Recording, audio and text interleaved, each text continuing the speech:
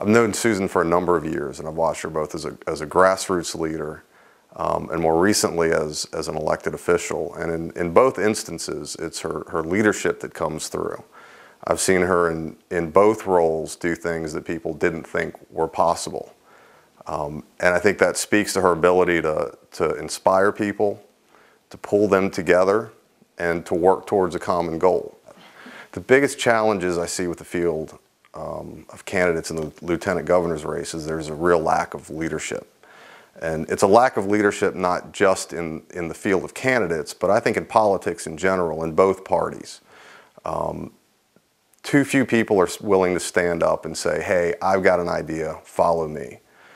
That is one thing that Susan has been able to do as both a grassroots activist and an elected leader.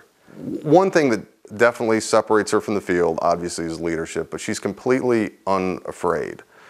A lot of politicians today, they won't say what they mean, and they won't stand up and quite frankly do what needs to be done to do the right thing. They're too worried about how it might be perceived, how somebody else might spin it, how the newspaper might report it, but that's not real leadership.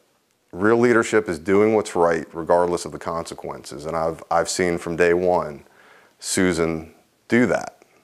She figures out what she thinks is right, and another point is what she thinks is right is always in the best interests of her constituents. She doesn't play political favorites. She hasn't bought into the typical game of go along to get along. If it's the right thing to do for her constituents, then she's going to do it. Paid for and authorized by Stimpson for Lieutenant Governor.